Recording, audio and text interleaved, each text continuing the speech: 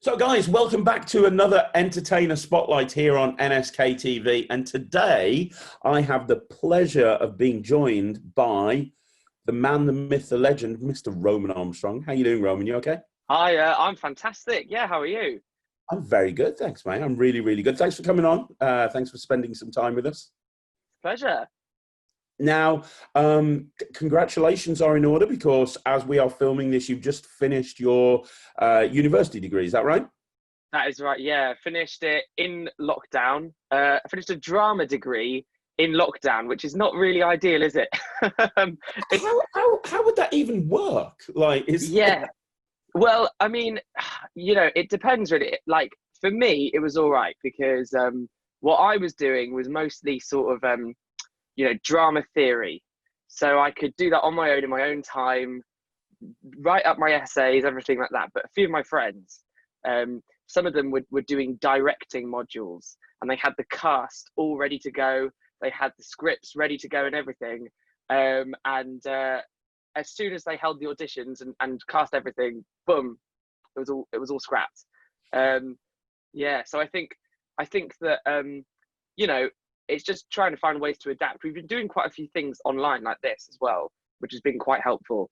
Um, the one thing I'm dreading though is that in the future there are going to be so many movies and plays and TV shows about people doing nothing at home, yeah, yeah, there and will it's be. going to be so boring. It's going to be so Yeah, boring. it really- Um, I mean, but that's sort of the world we live in. I was thinking the other day, the film 1917. yes. At some point, there's going to be another one called 2020, and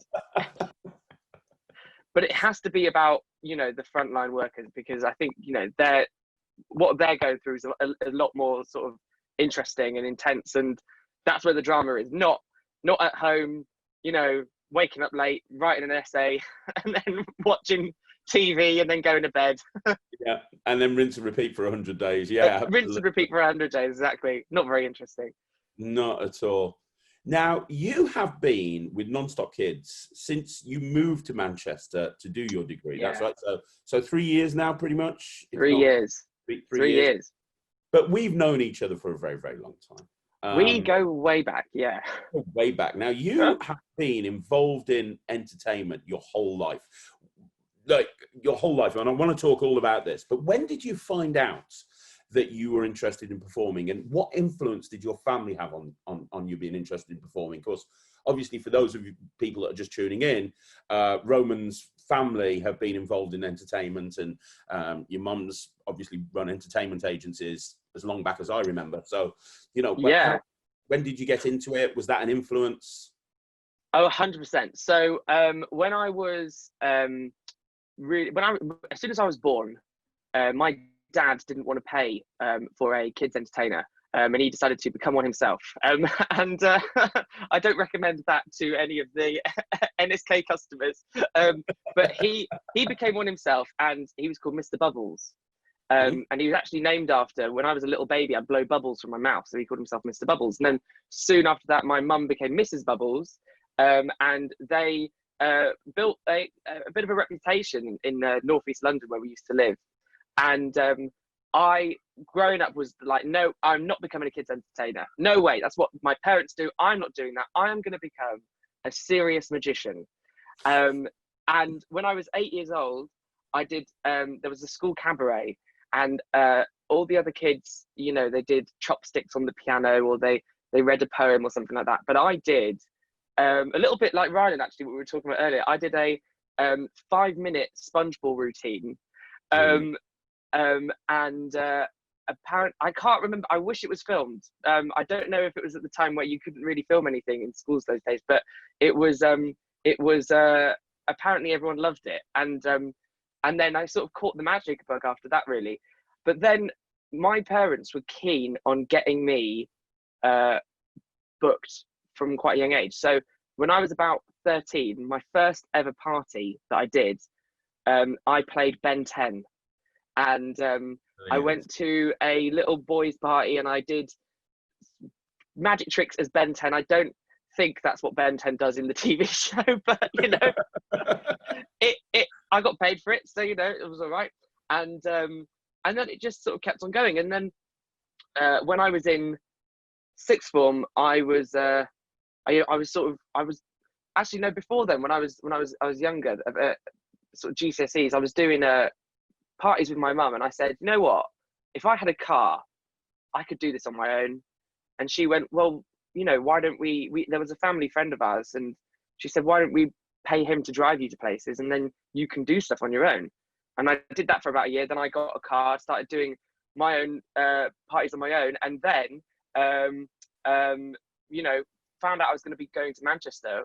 And I think at the time, I mean, obviously now Non-Stop Kids have kind of dominated the whole country, but at the time, sort of the Northwest was like kind of a hotspot for Non-Stop Kids parties. Yeah, well, so we thought it'd be perfect for me to sign up, because we go back nearly 10 years, I think, actually. I think it must be. It must be, yeah. I remember doing your 13th birthday. Yes. The astrology one. Yes. Astronomy. Astrology is something completely different. That's right. And that party has, I don't know if you remember much of it, but it's kind of become a little bit of an in-joke amongst my friends, because it was an astronomy themed party. And we booked a telescope as well to look at the stars, but it was cloudy. So we couldn't look at the stars. But also we had you and Russ there, and you did a magic show, and then you were going to host the quiz. But my friend's dad, who's a science buff, wrote the world's most difficult science quiz for 13-year-olds. Quiz. Oh my God. I didn't even understand the words I was speaking. It was... No. And there was one point when you thought, I can't ask any of these questions because I don't understand them. So you went, I'm going to bypass these questions. I've got another science question for you. What's yellow and hot? What's big and yellow and hot? The sun. I do remember that. Yeah, it was really fun. But we actually met because I entered a competition that you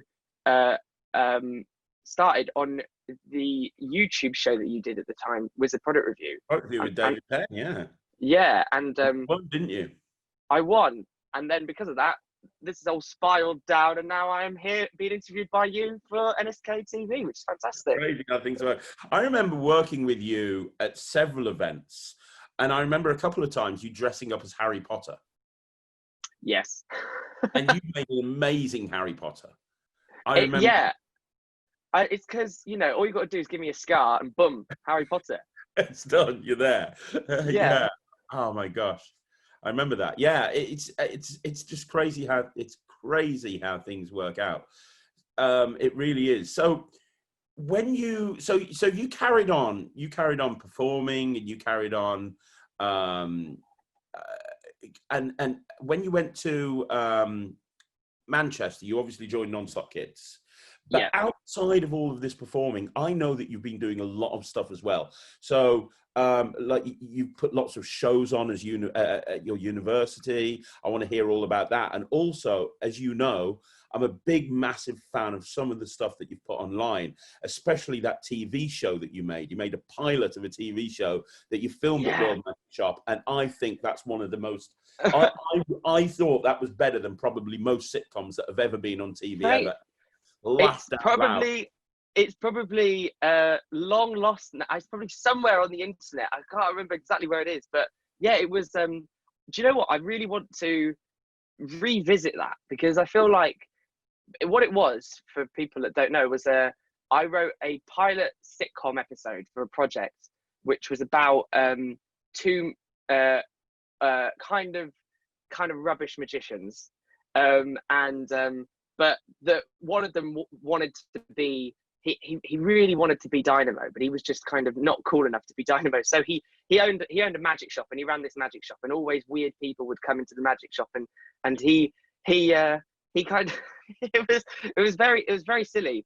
But I think that there's something in that still. I'd love to revisit it, especially if maybe an episode if he did a kids party, or an episode where he was more of a restaurant magician or something like that. I think that there's remember that different. opening scene, and it got me from the opening scene when he was in the restaurant and he went over to the table of people and he pulled the card out, and it was just, the whole thing was just so well scripted. Oh, thank you very much, Craig. Yeah. Well, I mean, I think since then, that was when I was about 16 years old when I made that. And I'm 22 now. And when I look back on that, I sort of think, oh my gosh, there is a lot of things that I could do so much better now. And I think that that's kind of great, like that that I made all that stuff when I was younger, because it means that I can see my progress. I can see how I've sort of got better. But yeah, at uni, I've been doing loads and loads of shows and studying, of course. But I did a lot of musical theatre. I don't know if you know some musicals. We did Avenue Q, which was hilarious. We did. Do you know Seussical? No. Anyone who's listening to this, if you've got kids, you will love Seussical. It is a Dr. Seuss musical. Oh wow! And it's fun. It was on Broadway, and I think it won Tonys and everything. But it's kind of a little bit sort of forgotten. And basically, it just takes lots of classic Dr. Seuss stories and merges them into one story. So the main thread is Horton Hears a Who, but then you've got like the Cat in the Hat in there. You've got Gertrude McFuzz. You've got all of these crazy stories going on. But I played Horton the Elephant, and it was mental, but it was really really good fun. But I also was involved in sort of writing my own shows. I co-directed and helped devise a musical called. It was about a team of musical theatre characters that decide that they're going to be superheroes and defeat the evil Andrew Lloyd Webber, and we called it Avengers Ensemble. Brilliant. And we were going to take it up to Edinburgh this year, but obviously, you know, that sort of got postponed. So hopefully we're going to do it again. But we've been making videos in lockdown of some of the songs from the show, and we've been posting them out online. And yeah, so that's kind of the main thing that I've been working on at the minute. That's brilliant. That's absolutely awesome. And so, as you do and continue to do so much. What do you prefer? Do you prefer acting, or do you prefer sort of the creative process of creating and directing and writing? Craig, I've got to be honest. I don't know. I have no idea what I prefer. So this musical, I created it and co-directed it, and but we had to recast some of the characters for Edinburgh.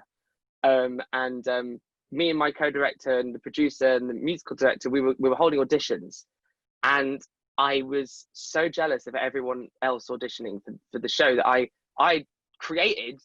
That I actually ended up also auditioning. And your own show. For my own show. And I did the audition, and then afterwards, when we deliberated about who could get a call back, the rest of the team said, Roman, you were great, but you can't be in it as well. You've got to, they had to rein me in. They had to say, no, you're just going to be directing it this time. And so I literally can't choose. I think that if I could have my own way, I'd do it all at the same time. But that is a little bit much. It's a bit exhausting on my part, and definitely overwhelming for the audience. So, oh my gosh, there you go. Well, here's a question for you. What's on the bucket list now? Because I know you well enough to know that you're very driven, you're very determined, you're very ambitious, and if there's something that you want, you'll make sure that it happens sooner or later, one way or another. So what's next on the you've done university, you know, you're passionate about performing, you're passionate about creating. Where would you like to see yourself moving now? What's on your bucket list? Yeah, so I think that the goal that I've always had since I was younger was to have my own sitcom on telly. Wow.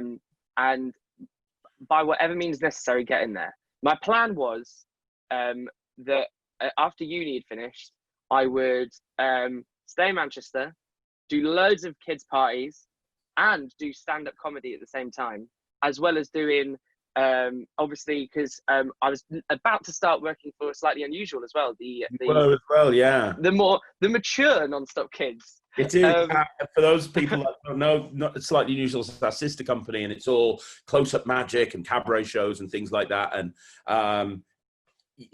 with Slightly Unusual, you can't apply to join. You have to. It's kind of a case of don't ask. We'll find you. And we asked Roman to be a part of Slightly Unusual as well, just because I think how amazing it is.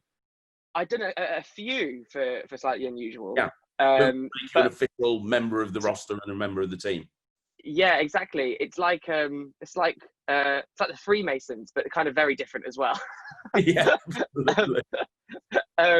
But yeah, so so the plan was to do kids parties, close up, Slightly Unusual bookings, and stand-up comedy, and use all of that to get experience working in the real world, and then apply all that, because I feel like you can't write anything if you don't live a life, right? And you don't try and earn money and do all that sort of thing. But then a little pandemic happened, and it's definitely thrown me off guard a little bit. I mean, I know we're still in. We've been doing it for a few months now, so a lot of people are kind of getting used to it.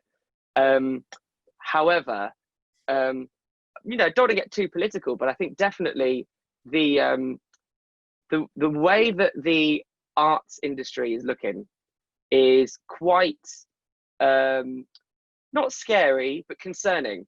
And I feel like, especially as, someone like me who's been driven to work in this industry and preparing for it my whole life, this sort of feels quite odd. And but I think that one thing that I'm absolutely positive about is that if the arts dates back to the ancient Greeks, then it must be as natural as breathing or eating, and it must be something that we rely on and depend on. And I feel like at some point, sooner or later, something's going to click, and people are going to realize we need entertainment.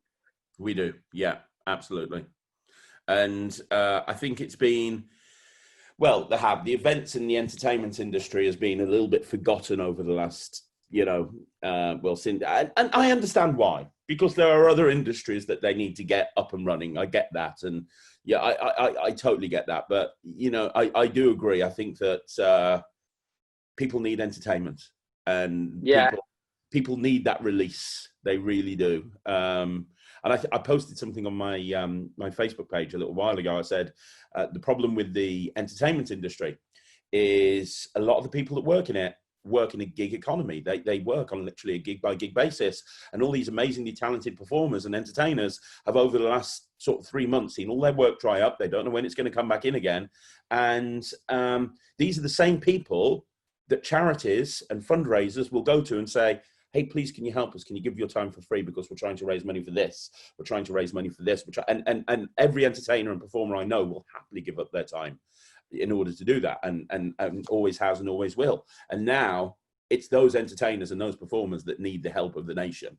And I think the nation and the government need to step up and help, because it's a vital industry. Yeah, 100%. I think you're spot on, really. Yeah, I mean, I hope that I hope that something clicks. I mean, one thing that is for certain is that, like, there obviously has to be some sort of restrictions, no matter what. It definitely won't go back to the same way that it was, and because of that, you've seen a lot of people be very creative and kind of try to adapt in the best way they can. Videos are getting really popular now. I mean, it's a perfect time. Like, I love writing and stuff like that as well. So there's nothing really else to do. So like to prepare for when things return to I don't like this phrase, but some sort of normality. Then I think now's the time to sort of to take advantage of and get ready for that. But still, yeah, you're right. I mean, these people need supporting, because we're in a gig economy. And also, I think a lot of the skills that you acquire from doing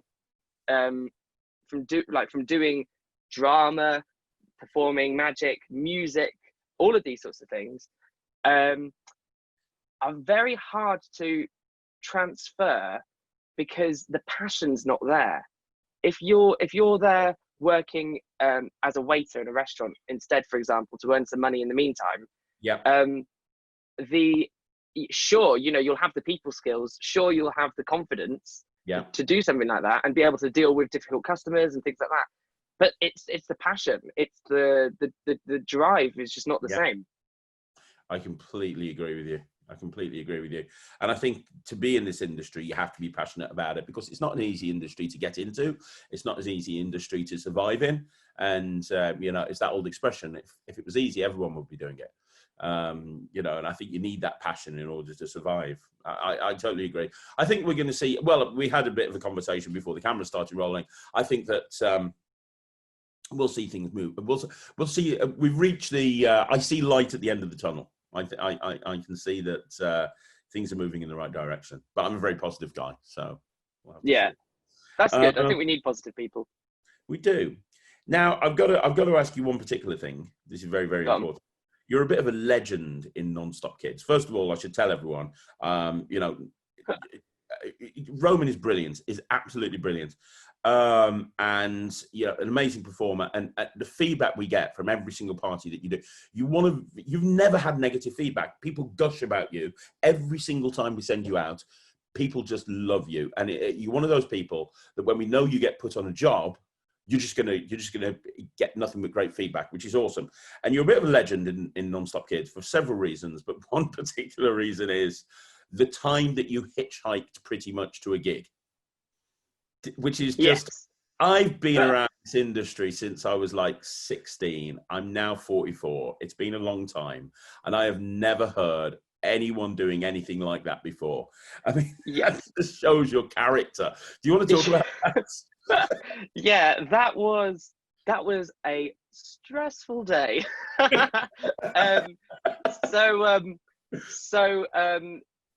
I remember it quite vividly, actually. It was a party for, I think she was, I remember it vividly, and I can't remember the age of the kid, but I think she must have been 2. And I'd done her first year party the year before, so I knew the client quite well, and we were looking forward to me going back to the venue and doing everything. And on the way, I was about 10 minutes from the gig, and I got into stop-start traffic, and it just, it was very slow, and it was very irritating, and and I just all I could sort of think about was getting to the party and all these sorts of things. And next thing I know, the car in front of me is a lot closer than it should be. And I think, oh no, what's going on here? And my mind just sort of went into a completely different place, wondering about this party that I've got to get to. Slammed on the brakes, but I was a millisecond too late. And you hear about these things happening, and crashing your car. There's sometimes, you'll drive and there'll be some idiot will drive past you and it'll be a near miss, and you'll sort of think, thank goodness nothing happened. But when something has happened, you think you go into a different state of being. Luckily, no one was harmed, because the car crashed because some idiot wasn't paying attention and crashed at about 10 miles an hour. So it was quite pathetic, really. But still, the car was written off. And there was smoke coming out of it, and I got it to the side, but there was no way this was getting me to the gig, hands down. The woman in front of me, she was annoyed, but she wasn't unnecessarily outraged. She said, look, it's, these things happen, took my details, and the number of people that I said, I'll do you a free kids party that day. um, I don't normally say that, but in those situations, I just thought, what else can I offer? I was like, do you have any children? I'll do it for free. When I've got a car, of course. So she went on her way. My insurance people, I had a black box, so they texted me immediately. He said, we're going to be on our way. We're going to be about 2 hours. And I thought, oh no, that's going to be useless. And I was on the phone to you as well, and you were trying to sort out a taxi for me, but I was in this very awkward location that for some reason my phone signal wasn't working. I couldn't book an Uber. I couldn't do all these things, and suddenly, I don't know who he was, but let's call him Jesus, right? Appeared on the other side of the road, Mancunian man. He got out his car. All these cars were whizzing past, and he shouted, "You all right, mate? You need a hand?" And I, yes, please. I was there wearing all my, because I wear this shirt, but I also wear this very like colourful jacket and trousers and everything. So I looked very strange. And he came round to the other side, and he said, "Yeah, you look like a kids entertainer." I was like, "Yeah, I am. I've got to get to a kids party." And he went, "Right, well, we better get you there." And he took all of my stuff in the car, and he drove off. And I was trying to get his details down to say, "Let me, get you something." He was like, "No, I don't want anything. I don't want you to know." I still have no idea how to get in touch with this man again.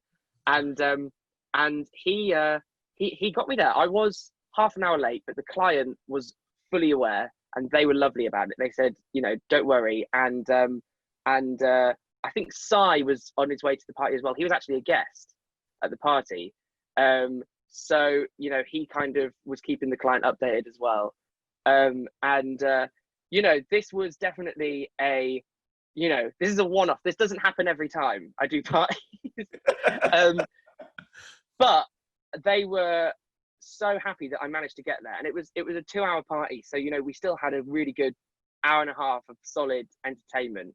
The only thing that I changed was normally I do head, shoulders, knees, and toes. And there's a bit in the song where they talk about driving around in a car. And I was like, for that bit, just everyone do your own crazy dance. I don't care. And I just didn't. I was like, I can't think of anything else. Just don't drive a car, whatever you do, please. It's just amazing to me that you can be in an accident, and it must have been quite a bit like, it must have been and you managed to get to a gig, but then you managed to, because for those people that are watching this that aren't performers, you have to have a lot of concentration to be able to do a show. You have to, in order to do a good job, you have to be completely with it. And for you to literally half an hour before be involved in a car accident and then standing on stage entertaining everyone, and the client contacted us afterwards and said, "You were amazing." I don't know many people, genuinely, and I know a lot of people in entertainment. I don't know many people, if any, that could actually do that. I mean, that's just, for me, that's just one of the most impressive things I have ever seen and heard. Oh, thank you so much. Yeah, I mean, I don't think you really want to find out if people could do it. I didn't think I could do it, but I mean, this is one thing. I mean, going back to my parents, like one thing that they definitely drilled into me was that no matter what, the show must go on. Yeah. No matter what, by any means necessary. If there's some kind of, There were instances, back in their day where they would. I mean, there was this one instance where they were doing an Alice in Wonderland show, and on the way, they lost the puppet, which was going to be the little mini Alice, and they managed, and they couldn't find the puppet, so then they got another toy. In place of it that looked completely different. But this was like nearly 20 or so years ago, and they thought, people, they'll just have to roll with it. Like Alice is going to become Barbie, and that's fine for this small section of the show. No matter what, the show has to go on. I think that, I mean, that doesn't really quite compare to crashing your car, but still, like, it's just. Yeah, it's having that instilled in you that the show must go on. That's definitely, yeah. And that's amazing. I've got one more question for you. before Cool. we move on, which is we've been watching the stats to this show, and a lot of people that watch this are parents that have got. Oh, you mean my thing's going on? Have parents that have children that have got an interest in performing and an interest in entertainment. Sure. So, what advice, as somebody who was interested in performing and has carried that on through into their 20s and beyond and made a career out of it, what advice would you give parents to encourage and nurture their children's interest in performing, making sure that that's something that they continue with? Yeah, that's a great question. I'd say every opportunity that you can, perform for an audience. Yeah. Because I would say that, especially magic, and I think actually it can be applied to a lot of other things. But if you learn magic and you just do it for yourself at home, it doesn't matter. Like, you could be the most technically skilled magician in the world, and whoever you perform for just won't be as interested as someone else who can do the basics, but what they're really good at is connecting with the audience. It's the most important thing. And I think that if you're young, you can get away with slipping up. You can get away with forgetting a line or misplacing a coin or something like that if you're doing something, because you're young, and that's kind of what being young is about. So I think that just as much as you can, perform for friends, family, and then if there are school productions or not even school productions, I think it'd probably be better to do like an amateur production, because then you're with people of all sorts of ages. That way, you will the nerves will not go away, but you'll know it's like swimming. Like, you dread going into the cold water, but once you're in, you warm up, and then you just feel a lot more relaxed. Yeah. So I'd say, I think it would be, I think if you're trying to master something, I think just before you've mastered it, do it for an audience, because you might notice that you've got it slightly wrong, but they have no idea what to expect. So from their perspective, it's gone exactly as it should have done. And the most important thing is respecting your audience and connecting with them, I'd say. I completely agree. That's great. That is really great advice, Roman. That's genuinely good advice. That's brilliant. Yeah, completely agree with you. Totally agree. That's brilliant. Yeah, thanks. No, it really is. Totally agree with you. Absolutely 100%. I mean, I haven't performed for an audience for about 3 months now, so I'm getting a bit bit worried about it, actually. Isn't it? Yeah, it really is. It really is frustrating. And one other question, actually, because you gave such great advice, I'm going to ask one other question. What advice would you give to a parent that's organising a birthday party that wants it to be successful? Because a lot of people that book Non-Stop Kids, it's their first party and they don't know what they're doing. So what advice would you give somebody other than book Roman from Non-Stop Kids? Obviously, that would be the number one. Other than that, okay. Well, we're going to have to think now. I'd say I've got 2 things, but I don't know if these things will apply in lockdown, but because obviously now parties are going to look slightly differently. Yeah. But these 2 things I think are really, really, really important. One, if you're going to book a bouncy castle, I mean, I wouldn't recommend having a bouncy castle anyway, because they are very distracting. If you're a kid and you could stand in front of a weird 20-year-old who's a bit lanky and doing tricks with handkerchiefs, or you could jump in a massive bouncy castle, which will entertain you for only 5 minutes, and then you'll get bored of it. I think, of course, you're going to go for the bouncy castle. The problem with that is that you paid a lot of money for this entertainer to come, and it's a waste on your part, because the kids aren't going to pay attention to the entertainer for that amount of time. But also, this entertainer's come all this way, and it's quite disheartening. I think that a bouncy castle can't play music, can't play games, can't do a magic show, can't empathize with kids, can't look out in case something's happened in the room and they need to alert an adult. Bouncy castle can't do any of that. No. But you can't jump on an entertainer. So you know, there's a pros and cons to both. But I'd say the other thing is balloons. If you are having balloons as decoration, stick them to the walls, or get them out of the way, because they're another distraction. And Yeah. if you and sometimes I've been to parties and there are hundreds and hundreds and hundreds of balloons scattered all over the floor, and you can. I mean, whenever I'm in a situation like that, the first thing that I do is I say, right, everyone, you got 10 seconds, find a balloon. Boom, boom, boom, boom, boom. They find a balloon. I go, right now, get rid of it. Go, get rid of the balloons. Hide them. We don't want to see them at all, because they take up loads of space. They're distracting, and what you know, you're not going to get as much entertainment from a balloon or a bouncy castle as you are from a professional entertainer. I completely agree. Yeah, totally. And also with the bouncy castle, I mean, you're talking about how things might change. If people are concerned about social distancing, bouncy castles are really not a thing that you want to book. Unless, of course, you've got one bouncy castle per kid, then it's perfect. That'd be perfect. Invite 10 kids and bouncy castles, job done. They each bounce on their own castle. Yeah. Yeah, exactly. Very big space, very big budget, but having all of those kids on one bouncy castle from a social distancing point of view is, you know, very, very, very difficult to.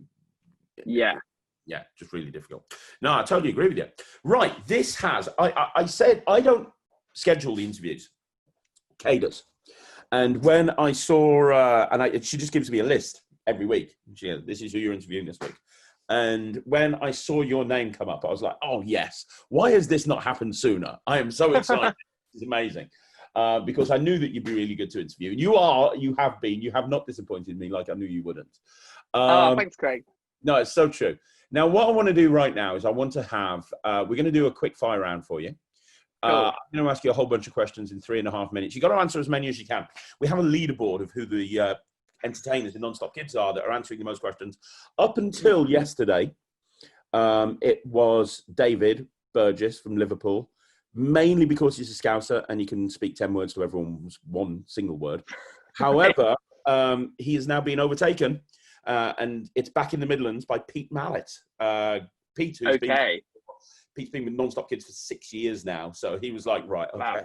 I've got seniority. I'm going to do this. So you can bring this back to Manchester. Yes. I'm going to ask you a whole bunch of questions. You have, I'm just getting my timer up so I can time you. Cool. You are going to answer as many questions as you can, as quickly as you can, and I'm going to time you. Are you ready? I'm ready. Okay, I have my list of questions. Your time starts now. If you could buy any type of food right now, what would you buy? I would buy a loaf of bread. What color is your toothbrush? Orange. Nice. If you could be any animal, what would you be and why? I would be my dog called Jazz, so that I could understand why she barks all the time. I love that. Who is your favorite superhero and why? My favorite superhero is Spider-Man, because I saw Spider-Man Into the Spider-Verse, and it was a fantastic film. One of my favorites. Totally agree. Who do you admire the most? I admire Craig Petty the most. Bless you. What is your favorite summer activity? I love going camping with the Scouts. I'm my scout troop. I'm a scout leader. Oh, that's brilliant. If a movie was made of your life, what genre would it be and who would play you? It would be a comedy, and I wouldn't let anyone apart from me play me, or Johnny Depp. If you could be any flavour ice cream, what ice cream flavour would you be and why? I would be raspberry ripple, because I don't understand exactly how the ripple gets into the middle so perfectly. Get to find that. Yeah, that makes sense. If you could go anywhere in the world right now, snap your fingers and appear anywhere in the world, where would it be? Alton Towers. Love it. Are you a morning or a night person? Night. If you had a boat given to you, what would you call your boat? I would call it the Royal Roman the First. What's the one thing that annoys you the most? When people press the traffic light button, even though it's already been pressed. Oh, yeah. Okay. I agree with that. I agree with that. If you could trade lives with anyone for a day, who would you trade lives with? I would trade lives with, I would trade lives with Donald Trump. Why not? Find out. I'd fix things. I'd sort things out. I'd be One helpful. day is all you'd need. Job Yeah. done. I love that. Okay, so describe yourself in 3 words. Funny, kind, um, vain. Nice. If you could have any superpower, what would it be? I would be able to speak any language. That's actually a really good superpower. And if you were invisible, where would you go? Alton Towers. We're loving Alton Towers right now. That's cool. Yeah. Okay, if you could, okay, so if you could have one celebrity as your best friend for life, which celebrity would it be? Oh, I love, love, love Ricky Gervais. Oh, he would be amazing, wouldn't he? Yeah. I totally agree with that. Complete the sentence. When I dance, I look like. An awful dancer. What celebrity annoys you the most? Oh, that is such a good question. That's the hardest question. The celebrity that annoys me the most is probably. Oh, I must have to say anyone. Justin Bieber. I totally agree with that. I totally agree with that. What's your favorite Halloween costume? My favorite. I think Halloween costumes have to be scary. And I'd probably say something like a vampire. Okay, Yeah. I agree. Nice and classic. If you created your own country, what would it be called? Romania. Romania. Love it. And if you could be a part of any TV sitcom family, which TV sitcom family would you be a part of? The Simpsons. Wow, that'd be amazing. What's the strangest thing that you have in your wallet? The strangest thing I have in my wallet is a routine called Love Cards by you and Russell. It's been in there for years. It's a good trick. It's not a bad trick. That's not. It's a very good trick. Yeah. Oh, that's great. And last question, if you could live any historical figure's life, which historical figure would you choose? Would live Henry VIII. Well, he's done a lot, hasn't he? Yeah, he did loads. Yeah, Mm. I think, I mean, at this rate during lockdown, like what I looked like at the start of lockdown and how I'm gradually turning into, not too long, I reckon I could end up looking like Henry VIII at some point. Well, When he was older. You like musical theatre, you could apply for 6. Isn't that all about Henry Oh, VIII? it is, but the one character that's not in it? What? Henry Not, VIII. are you joking? I've never seen it. Everyone talks about it, but I've never seen Craig, it. I've seen 6 3 times, and it is one of the best things I've ever seen. It's fantastic. You have to see it. Wow. Well, is it better than my favorite musical of all time, which is The Book of Mormon? Oh, I love the Book of Mormon. I've seen that twice. 4 times. Yeah, Book of Mormon's fantastic. I think if I could be any role, it would be Elder Cunningham. I think he's just brilliant. Okay. But is it better than the Book of Mormon? It's very different. It's very, very, very different. It's much more accessible. Okay. Yeah. On your advice, I will go and watch it. Absolutely. Now, I have one last thing. I did pre-warn you about this. We need an impression, like I said to you before off camera, however bad your impression is. And there has been some terrible impressions.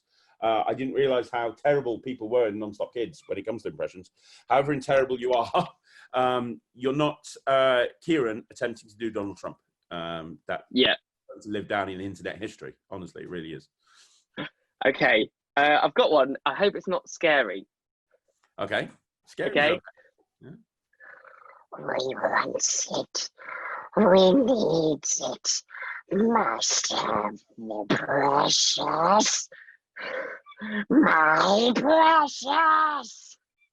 Oh my God. We have found the best impression so far in the entire history of this thing. That was amazing. That was amazing. I can do the whole scene. You know the scene where he's talking to himself? Yes. We ain't got time for it, but I can do the whole scene. That is impressive. Oh my gosh, that is so. Did you realize you could just be Gollum one day? Did you? Was this something you actually practiced to do? I mean, to memorize the scene, it must be something that you practiced, right? Yeah. I mean, definitely. I don't know. I think one day I realized that I can get to that place in my mouth, and then I thought, why not put this to good use? Learn the whole thing. If you can make yourself sound like Gollum, you may as well memorize the script. Do you know what's really fun? We watched Lord of the Rings: The Two Towers in lockdown. Me and my housemates, and that scene was coming up, and they had no idea. They had no idea that I could do this. And as soon as it started, I just started quoting along and doing the voice and everything. Perfect intonation as well. And they were like, "Eh, what's going on?" That is brilliant. That is that's just a life skill that's going to stay with you forever. Yeah. Whenever there's a dark room, it's perfect. Someone turns the lights on. It's like, who's that? I don't know. I think Gollum's in here. That's awesome. That's awesome. Now, I've got one last thing to ask you. This interview has been super fun. You are an amazing guy. Very, very interesting. I'm going to leave the whole end of this to you. Give everybody one last piece of advice. It doesn't have to be about performing or entertainment or magic or anything. Just one piece of advice that you have lived by in your last 22 years. Gosh, I would say the one piece of advice I would say is just do something creative, no matter what. And I think actually creativity is a vague word. It doesn't mean, writing your magnum opus or painting the Sistine Chapel or something crazy like that. I'd say cooking or doing a workout or something. Just if you just sit down and try and think about being creative, you'll not be creative at all. So just, get out there, cycle, read a book, do anything just to keep your mind busy and occupied. And then you'll be really, really, really creative. I love that. That is so true. It really is. Thank you so much, Roman. Now, where can people connect with you? Obviously, they can find you on Nonstop Kids, but I know you've got YouTube channels and you've got, do you have any sort of public sort of channel to share your creativity that people can check out? YouTube, Twitter, Instagram. Tell us your handles. Where would they go? It's all Roman Armstrong. Just Roman Armstrong. I was first to nab them. I know that you're really big on TikTok, and I tried to do TikTok. However, someone else nabbed the name Roman Armstrong. No. And I found it really. It took me a few days to get over it. So I'm on TikTok. I haven't put anything up yet because I need to somehow get in contact with this other Roman Armstrong and get them to get rid of their name. But currently I'm Roman.Armstrong, which is a bit of a compromise. but yeah, everywhere else, Roman Armstrong. And also, if you don't mind me saying, if anyone is interested in this theatre show, this Avengers Ensemble that we're doing, yeah, please promote it. We've got a Facebook page for our theatre company. We're called Chip and Pin Theatre. And the main reason is because obviously when you make a company, you get a company business debit card in the post. So on our debit cards, it says, or our business cards, it says it says Chip and Pin Theatre on it. So we've got Chip and Pin written multiple times on a credit card, which is quite, which we thought would just be quite funny. Which is quite sad, really, isn't it? That's why that's the name of our theatre company. But Chip and Pin Theatre on Facebook. And you can find, we're uploading videos every 2 weeks of songs from our show. And the first one we did was Go the Distance from Hercules. We've got all some of the best musical theatre songs in there. We've got Holding Out for a Hero coming up soon. Oh, that's brilliant. And there's also an original song that I wrote the lyrics to that will be out there in the next couple of weeks. So look out for that as well. Oh, that's amazing. So on Facebook, Chip and Pin Theatre. Is there a website? Yes. Is there an Instagram? Is there anything else with that? There is. I think it's Chip and Pin Theatre on Instagram, and there is a website as well. But you can find the website through the Facebook pages and everything. The socials, everything like that, and socials. Yeah. On Twitter, it's Chip and Pin Theatre, the THTR. We couldn't fit in the whole name. Unfortunately, it's too long. So check that out. Like I've been banging on about during the whole of this this interview, Roman is very, very talented, very, very creative, and everything he does is hilarious and brilliant in equal measure. So make sure you check out Chip and Pin Theatre and connect with Roman on Instagram and Facebook and everywhere else he is.